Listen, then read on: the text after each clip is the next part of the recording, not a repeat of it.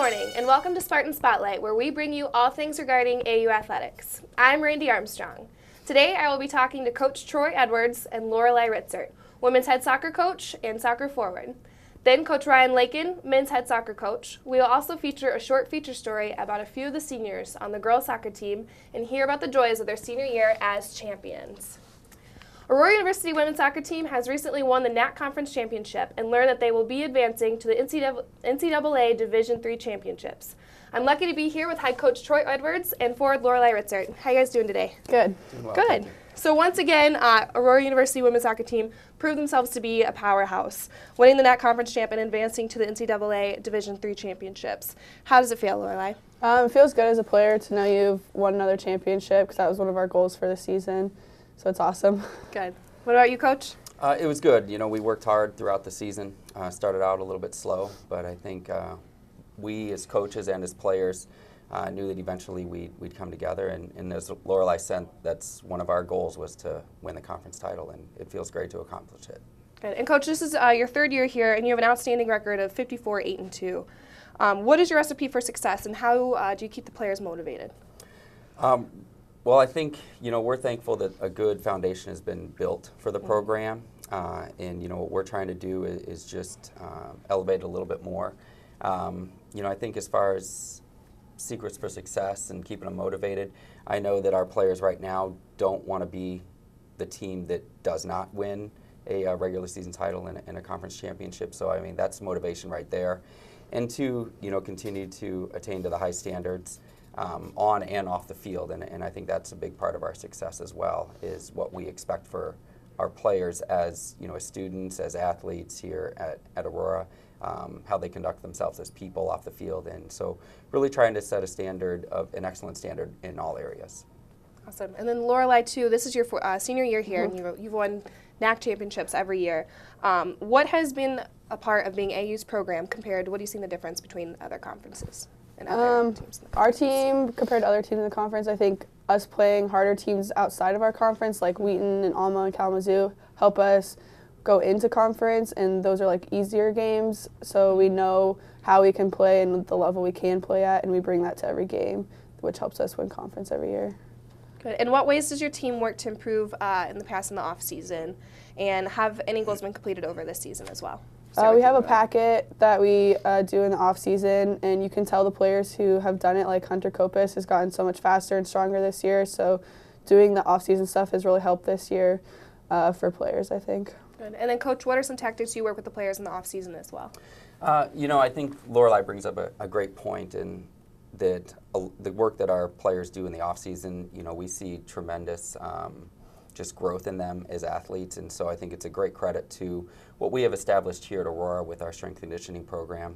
Chad Trudeau does a great job with, you know, with helping our girls really develop as athletes, and then, you know, trying to put goals in front of them of things that we would like to see them improve in certain areas. And, you know, what we really seek, and I think this goes back to the program, is players who want to continue to grow and develop as players and recognize the great opportunities that they have here. Awesome. And then Lorelei, where does Brittany's overtime goal against Dominican sit on your favorite all-time goals? Listen, explain the feeling that you have. It was a pretty good feeling. I was like right there and watched the whole thing happen. It was super exciting just to know that even though we put ourselves in a really difficult situation, we came out of it and we left everything on the field, and it was an awesome feeling. And then, you know, you've been here 4 seasons. What has been like your highlight of being a part of AU women's soccer? My highlight is just the relationships I've made with the girls. Like, we're all super close, and I think that helps with our success, is being close on the field and off the field. Good. And then, do you think the experience, you know, with Brittany's goal is a key factor in the NCAA Division III championships? Yeah, having young players, it's going to be different this year, but they've all stepped up tremendously throughout the season against like strong teams like Wheaton, like I said before. So I think going into NCAA will be okay because they know what kind of teams we're going to be playing already. Good. And then you guys, you do seem to be, you know, very strong, very well put together. You know, soccer's a very team sport, and you guys always have that really good team chemistry. Can you explain or elaborate more on that? We do a lot of stuff off the field.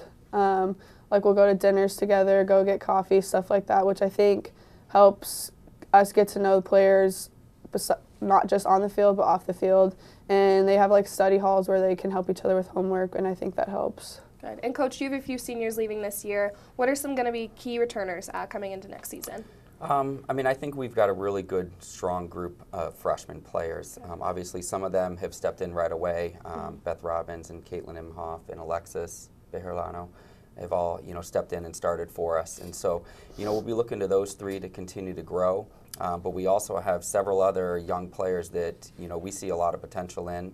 And I think it'll really come down to the work that they do in the offseason. The opportunity, as I mentioned, is there. We've seen our upperclassmen continue to grow and develop as athletes and as players, and I think they show a great example to the young players of where they can get if they really want to. Definitely. And Lorelai, too, being a leader yourself, you had a really bad injury in the past seasons. What advice would you give to students that are struggling with the same situations? You just have to be positive and keep reminding yourself like it's not the end of the world. Like, yeah, you're injured, but you're going to come back, and you have to push yourself every day, do your therapy, because that's the only way you're going to get better. Awesome. Well, thanks for talking with us, guys. Today, good luck to you and the team as you travel to Lake Forest College in Lake Forest, Illinois on Saturday, November 15th to take on Concordia College Moorhead. Now we'll watch a short feature package about a few seniors on the women's soccer team.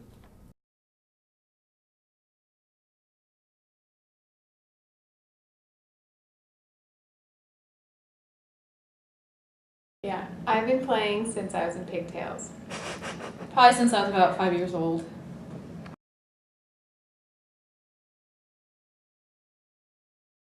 What got me interested was my 4 older brothers, and my dad was a coach for rec, so we were all on a team, and then I got serious about it and continued playing until college. Probably just we've had like a big soccer family, and like even extended family's always been into it, so it's kind of just been something that's like always been a part of our lives, and our parents started us off really young.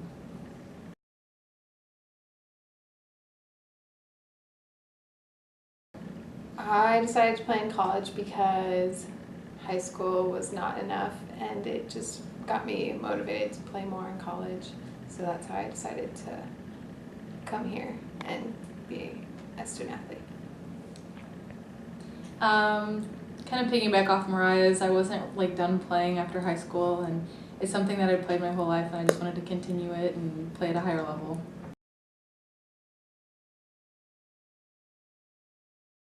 I think my favorite moment is this time of year or season every year, because we've gone every year to the NCAA tournament, and this is really exciting and builds up our motivation and gets us hyped to win. I'd say this is the same thing, like the same time of year is probably my favorite time. Like we just came off 2 really big and exciting wins, and they were really dramatic too, so I think it's like really fun to get ready for this week and head into the NCAA tournament.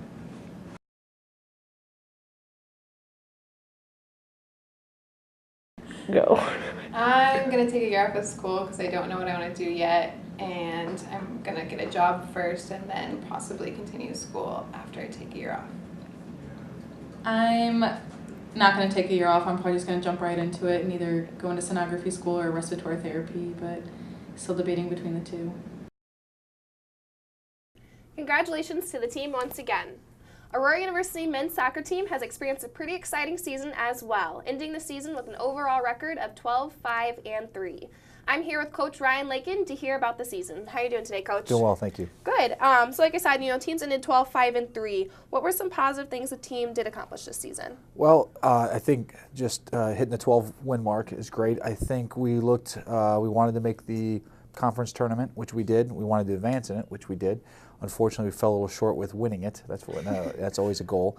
But we set the shutout record this year for the most shutouts in a season by a team, and that was a complete team effort. It wasn't just one player getting it done. So we had a very positive fall. Good. And how was, like you said, you had the highest shutouts. How's the team able to motivate each other throughout the season? Well, it's college soccer. It's college athletics in general. And if you can't get motivated to go out and play, you really shouldn't be coming out day in and day out to practice. But we've got a good group of senior leaders, and we've got guys that are hungry to prove themselves. And with that kind of a recipe, you get good practices and good training environments, which ultimately leads to hopefully better and better games. Yeah, Yeah, and the team chemistry seems to be pretty strong. Do the boys have any pregame rituals? You have to ask the boys that. Yeah. I don't necessarily know of any off the top of my head. I do know that like the more we won, the less Jason O'Brien shaved. So he would show up with a scruffy mustache from time to time as we got on our streaks. But apart from that, I think the guys just kind of they listened to what the coaching staff had to offer in preparation. They came out and they worked at the strategies that we employed, and then came out and actually implemented the game plan. So I was very proud of the efforts this year. Good. And going off, the pregame stuff, is there any pregame speeches you and your coaching staff kind of implement before each big game? Well, we take each game as a big game. We can't look past certain players or teams. We have to make sure that we're prepared for each game. Otherwise, you're going to end up getting in that quote-unquote trap game where your team thinks about the next game and not the game you're actually playing. So we've tried to focus the boys on that. I didn't have any. I don't think I'm a rah-rah coach. I think I'm more of a coach that just again takes the preparation as far as we can take it and get the guys ready, and ultimately the game's theirs to play. I don't have the opportunity to call timeouts or any of that stuff. So they've got to make the decisions. They've got to be the ones that have played the game, and that's what, in my opinion, makes soccer so great. Definitely. And then what are a few major components you take into consideration, especially when you're evaluating each player? Well, it's exactly that. It's an evaluation every day at practice. Yeah. So, from the top of the roster to the bottom of the roster, every player has an opportunity to make that dress list and make that starting roster. My staff and I, after every practice, sit down and we talk about, is there any changes to the starting 11? Do we need to get someone more time, less time based on the performance in practice? So the evaluation is a huge tool. As far as what we look for, again, taking off of what Troy just said a little while ago, there's no real big recipe for just success other than just trying to identify which players kind of have the hot hand. So players in practice, it's easy to identify when you have a player that is beating someone one-on-one consistency, like a Nick Cataldi, or you have someone like a Chris Donner or a Zach McFarlane goal that makes some big saves. Those are the easy components to identify. But really, we focus a lot on the small details, the body position, and how you check your shoulders and communicate. And is it specific communication? Is it generic communication? Things like that. And that's really where the nitty-gritty comes down to. Because a lot of good players didn't see a lot of minutes this year just because they were not as sharp in the little details of the game. Okay, and then so is that something you look towards when you're recruiting in the recruiting process? Absolutely. As well? When we're recruiting, we're always looking for something that's going to set those players apart from what other teams have, what we have. So it could be physical pace, it could be physical strength, it could be an innate ability to score goals, it could be a ball-winning sense, it could be connecting passes, all those little things in the recruiting process. If we can find players that have the majority of those are the players that obviously will help us the most. Good. And Jason O'Brien was one of your leaders on the defensive end of the field. Was there any other seniors that positively affected this team this year? All 5 seniors positively affected. I mean, we had as a coach that comes in for the first time, first year here, I couldn't ask for a better group of young men, both on the senior side, freshmen through seniors. So I was very pleased with how they bought into what I was selling, so to speak. Jason is one of those unique individuals where if we were to go to war, he'd probably be the first guy anyone on the team would want in the foxhole next to you. For a number of reasons, the guys can laugh about that, but for the most part, he leads by example. He's not afraid to take a piece out of a guy if it needs to be taken, but he's also the first guy to give you a hug. So he's got great leadership qualities, and he's really helpful this year. It's funny because as much as he was a defensive stalwart for us, he also, I think, was second or first leading scorer points-wise. So he was one that we had to change his role in the beginning to get him more forward. So again, another NAC All-Conference player, and he did a great job this year. Awesome. And then with 5 seniors leaving this year, what expectations do you have for the team coming in next season?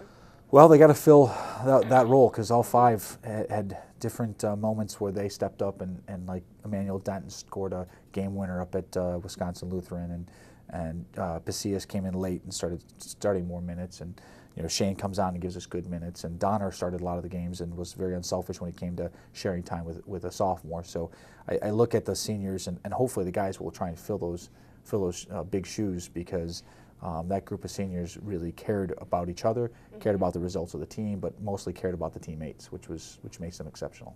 Good. And then can you mention some of the things you guys are going to be working on in the off season to prepare for next season? We got to be a little bit more technical. We have to make better decisions quicker. Those are 2 big components. I hope that the guys take the workouts in earnest, that Chad Trudeau works for us. Having a strength and conditioning coach is a great asset, and if we don't get in the weight room, to become stronger and faster and more powerful, then other teams are going to run over us. And we've got a lot of young guys that need to sculpt their bodies a little bit differently than what the high school asks you to do. College is a different game. Awesome. And then, Coach, what advice would you give to an incoming freshman that wants to play men's soccer? The incoming freshman needs to be fit, needs to be healthy, and needs to be ready to compete. Good. And what does it mean to be a Spartan to you? That's a good question. It's a loaded question, but it's a good question. There's a lot of things that entail coming to be a Spartan. I think that the rich tradition of excellence is something that we try very hard, or at least I and my staff try to emulate. I know there's some great programs, athletic programs here on campus that are very, very wildly successful, and we just want to keep up with the Joneses, so to speak, and make sure that we can keep pace. And I think we took a good step this year, getting 12 wins and advancing in the NAC conference tournament, and hopefully we improve upon that next year. Awesome. Well, thank you so much for joining us today, Coach Lakin. Good luck to you and your team on the off season. Before we go, if anyone would like to donate usable sporting goods equipment to the youth at Hesed House, please contact Loretta Johnson at ljohnson08@aurora.edu. Help our fellow student athletes raise awareness around campus about the impact of sports on the troubled youth. That is all the time we have for today here on Spartan Spotlight. Tune in next week to hear more about AU athletics, and have a great day.